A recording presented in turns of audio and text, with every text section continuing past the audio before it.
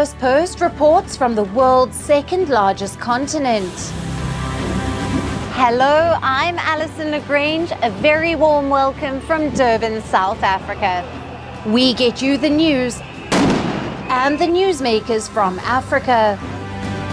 From elections to climate change to innovations and opportunities. As the world's attention shifts, we report from Africa, the heart of the global South. Join me every weekday live on Firstpost.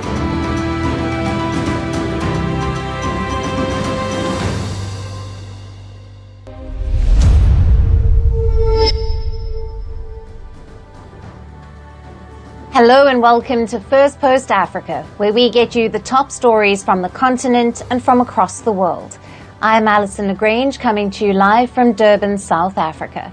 First, let's take a look at the headlines. Hamas indicates it won't attend the new round of Gaza ceasefire and hostage talks in Doha, while the US and Qatar warn all sides not to undermine discussions. At least 200,000 people moved from Russian regions bordering Ukraine as Moscow ramps up evacuation amid an incursion into the Kursk region by Kiev's forces. South Korea's President Yoon Suk-yeol offers to establish working-level consultative body with North Korea to discuss ways to ease tensions and resume economic cooperation. Chaos engulfs Indian city of Kolkata as a mob vandalizes the hospital and clashes with protesters during a midnight march over the rape and murder of a doctor. And Senegal's president calls for renewed dialogue with media after sweeping strikes by news outlets over threats to press freedom and economic pressures.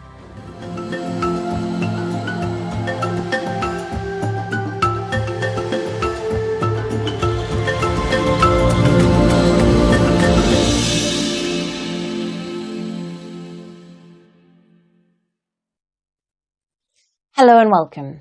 Our top focus today is on Sudan. The peace talks to end the 16-month-old civil war in the country have begun in Geneva.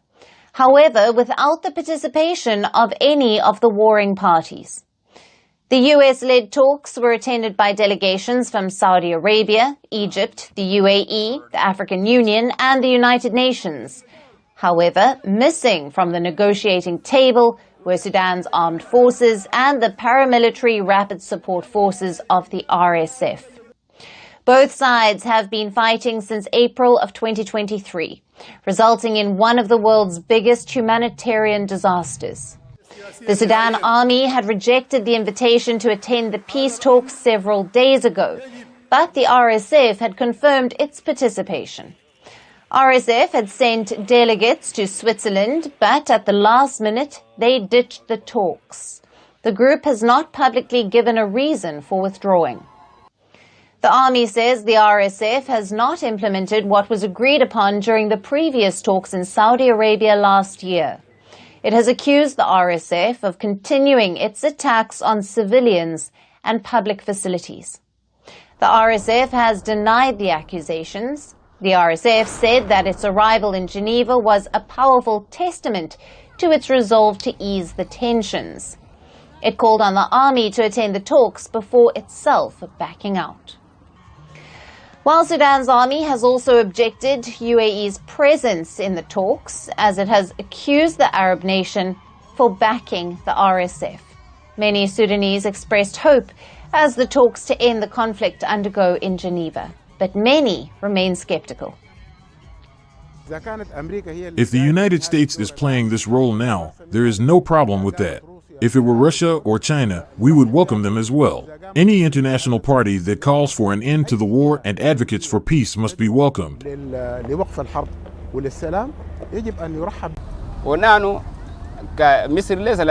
We have no problem with Egypt's participation, but the presence of the UAE, which supports the Rapid Support Militia politically, militarily, and logistically, in the Geneva negotiations is problematic and an insult to the Sudanese state and army. The RSF has continued operations in several areas of Sudan, heavily bombarding multiple cities. It has pushed into the southeast region, displacing thousands of civilians. The situation is particularly worse in the North Darfur region, with an intense battle ongoing for the city of Al-Fashir. Doctors Without Borders supported Saudi Hospital in the city, which is the last operating public hospital in North Darfur and faces risk of closure. Continued attacks over the last week have caused extensive damage, leaving the hospital barely functional.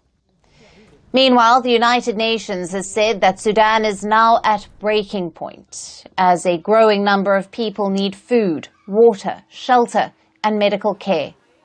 Over 8 million people have been displaced since fighting erupted last year, and thousands have been killed. The crisis has plunged the country into what the UN has called one of the worst humanitarian disasters in recent memory. Now, for more on this, we have with us Dr. Aloul Le, Regional Coordinator for Central Africa at the Institute for Security Studies in Dakar, Senegal. Thank you for being with us, Doctor. Thank you so much for having me. Now, given that neither the army nor the paramilitary RSF attended the talks, what impact has the absence of both warring sides had on the negotiations? What are the prospects for peace? Thank you so much. I think it is predictable now, because you can't shave a man's head in his absence. It implies that the negotiators are only talking to themselves without the gladiators in the room. So the implication is that the center cannot hold, and the mere anarchy is loosed upon Sudan. I think in the coming days, there will be a need to reassess how far these the mediators have gone, and to actually prioritize where they think they should put the needed action. One is the fact that now that none of the parties are attending, it's about going back to the drawing table, and then maybe now actually putting everybody lining behind the African Union to be on the driving seat as far as this peace negotiation is concerned, because the parties have actually expressed different different reservations regarding the reason why they are not participating in that, even though the people on the ground really need that peace so badly now. So it implies that you cannot most likely arrive at a meaningful conversation and then conclusion until you probably bring back the pig stock to the soil in Africa. Absolutely. Let's look at the specific issues that have hindered progress during the peace talks. What are the main obstacles preventing a lasting ceasefire in Sudan? And why did the RSF suddenly back out of the talks? Well, they must have their strategic reasons for that. We can only speculate based on what is available in the public domain. And like Sudanese which some of the people from Sudan which I've personally interacted with have also expressed concern about the way the peace process has been managed, in the sense that it appears that geopolitics have taken over the real issues, which is how the humanitarian consequences of the war is actually biting on the people. So you see various countries with interest aligning in different directions. Between May 2023 and August 2024 this month, about 7 initiatives and mechanisms for peace negotiation have been put in place, and they were largely championed by external actors, particularly those within the neighborhood, which Sudanese themselves expressed the view that they have interest, particularly in aligning behind one party or the other in this. So it implies that there's a need to de-escalate that conflict of interest before you can come to the peace negotiation table. And that is what I think is really the concern of the Sudanese, who are really waiting patiently to have this peace talk. But like I said earlier, the resolution is... Okay.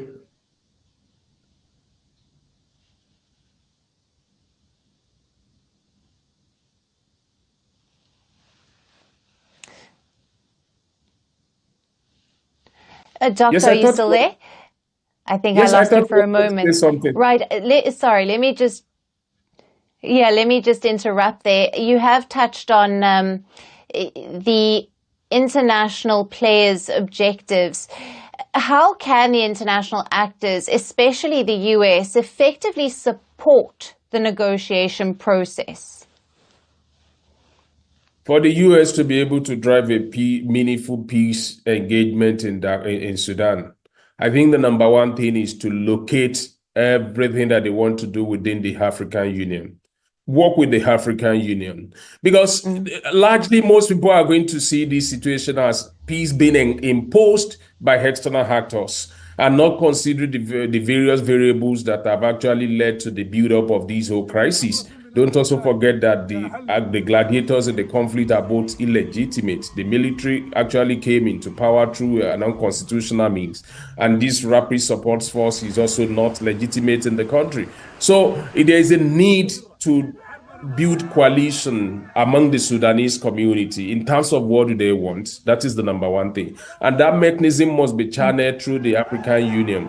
All the 7 peace building, peace negotiation mechanism must collapse into the AU peace and security framework to achieve a lasting peace building, peace negotiation in Sudan. And the United States of America and our allies in the region, or those who are part of the peace negotiation, must also subject their structure to that African Union mechanism to be able to have a solution. And possibly maybe having this negotiation on the African soil, perhaps in any of a peaceful neighboring country, maybe in Egypt or Kenya or any other country within the region. I think that is the way to go. The proliferation of the peace negotiation is not helping the matter and is not helping the cause of the Sudanese people who are actually feeling the brunt of the war. Yeah. Absolutely, the people who are suffering the most. Doctor, as always, great to have you on Firstpost Africa. Thank you for being with us. Thank you so much for having me.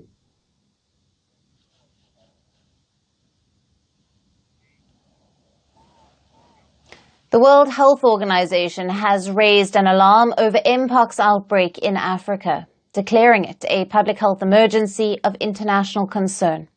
For the second time in 2 years, the World Health Body has declared an Mpox health emergency. The WHO decision follows an outbreak of the viral infection in the Democratic Republic of Congo that has spread to its neighboring countries. Now the health body fears the spread of Mpox to countries outside Africa. Last week, I announced that I was convening an emergency committee under the international health regulations to evaluate the upsurge of Mpox in the Democratic Republic of the Congo and other countries in Africa. Today, the emergency committee met and advised me that, in its view, the situation constitutes a public health emergency of international concern. I have accepted that advice. It's clear that a coordinated international response is essential to stop these outbreaks and save lives. A public health emergency of international concern is the highest level of alarm under international health law. Public health emergency of international concern, or PHIEC status, is the WHO's highest level of alert.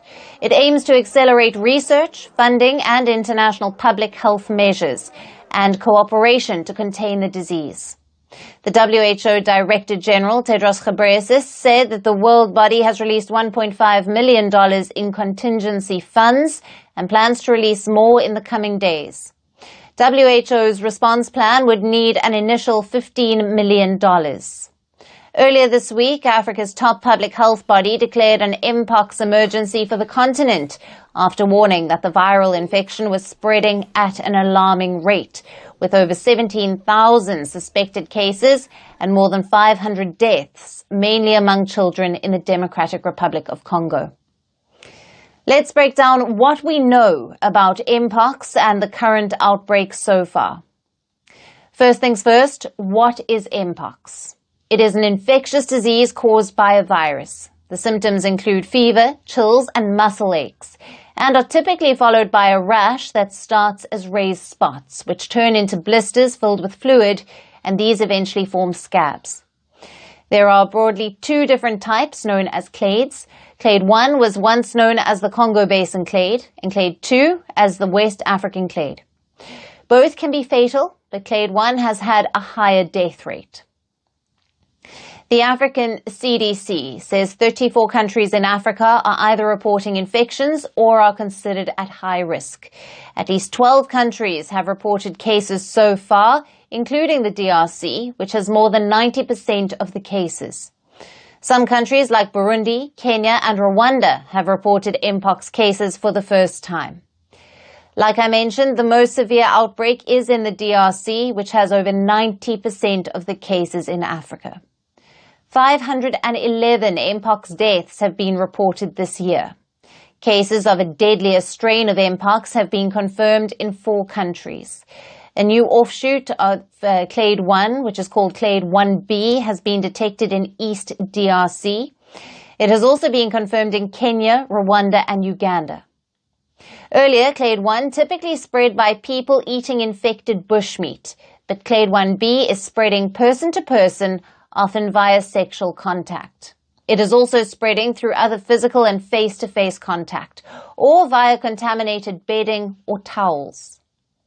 There are vaccines, but there are issues with access. Africa CDC says it needs 10 million doses, but only 200,000 are available. Authorities say a lack of treatments and diagnostics is hampering the response. Plans for vaccination programs are still under review, but other plans, including tracing and vaccinating contacts of cases, could be launched.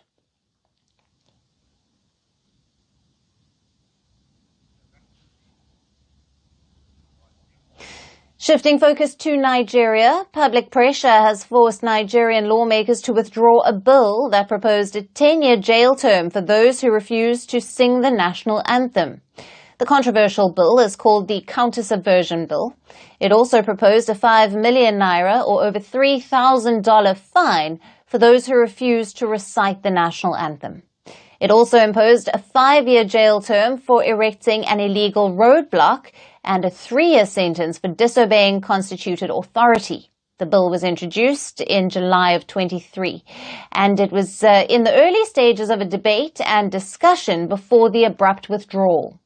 Now, the bill sparked a massive outcry among the public and raised concerns about its potential impact on civil liberties. Critics argued that the proposed law was an attempt by the government to suppress dissent. Speaker of Nigeria's House of Representatives, Abbas Tujin, who had sponsored the bill, said that the withdrawal was in response to the voices and concerns of the people. He said that the decision followed his extensive consultations with stakeholders and careful consideration of the nation's current circumstances. The proposed law came in the wake of nationwide protests against the economic crisis in Nigeria. At least 22 were killed in the widespread rallies that erupted on the 1st of August. The protests have now fizzled out, but anger persists over the high cost of living and the bad governance in Nigeria.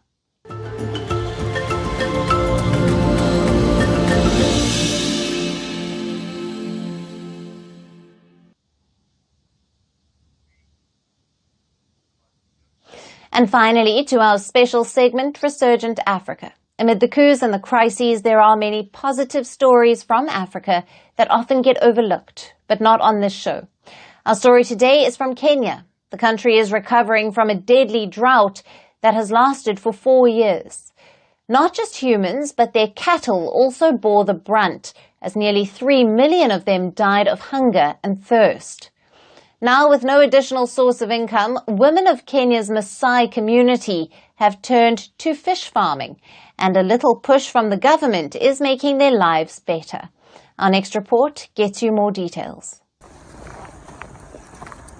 From 2020 to 2023, East Africa witnessed its worst drought in almost 40 years.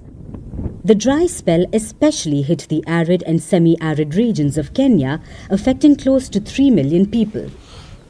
Families were left without food and water. At least 100,000 children suffered severe malnutrition, and lack of sanitation exposed the population to numerous illnesses. Not just humans, but animals also took the brunt of the deadly disaster. The 3 years of below-average rainfall claimed the lives of 2.6 million cattle, which died of thirst and hunger. The scenes were horrifying, as one could see the decomposing carcasses of livestock everywhere. And households that relied on only rearing cattle were left with nothing. The 4 years of drought had snatched away everything, including their livelihoods. But since then, the people of Kenya have moved on from the misery. They are now turning to other sources of income, and one of them is fish farming. For the women of the Maasai tribe in Kenya's Kajiado, fish farming is proving to be a profitable profession. With training from the government, these farmers are now selling one fish for up to 300 shillings or over $2. We are still livestock keepers, however. Due to climate change, most of the time we experience drought, forcing us to relocate to other areas and our cattle still die. So when the county government introduced us to this fish farming project, we gladly received it because we considered it as an alternative source of livelihood.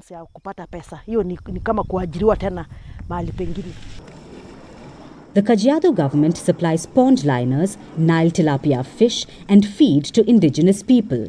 And all they have to do is allocate a portion of their land to create a fish pond and harvest the batch of fish after 6 months.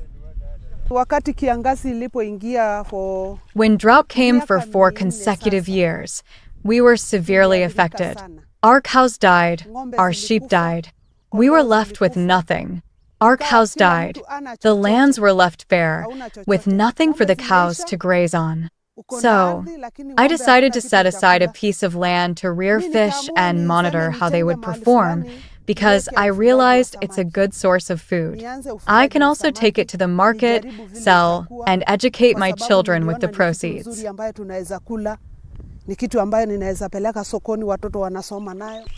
The initiative aims to help families in the Kajiado region by diversifying their income and providing a buffer against the climate crisis. The project is also encouraging fish consumption in the Maasai community to escape hunger and malnutrition. To address this issue of land scarcity, changes in livelihood systems due to climate change, the program have seen some importance to have fish farming in the rural setups, so that at least they have alternative livelihoods and have a diversification of food systems in order to address issues of food insecurity and malnutrition within the households. With climate change impacting the world in ways we cannot imagine, shocking scenes of emaciated cows and dead sheep could become more common. However, empowering remote communities like the one in Kenya can help fight back and provide a way to improve their lives. And that's it on the show for today. We will see you again tomorrow at the same time. Thank you for watching, and goodbye.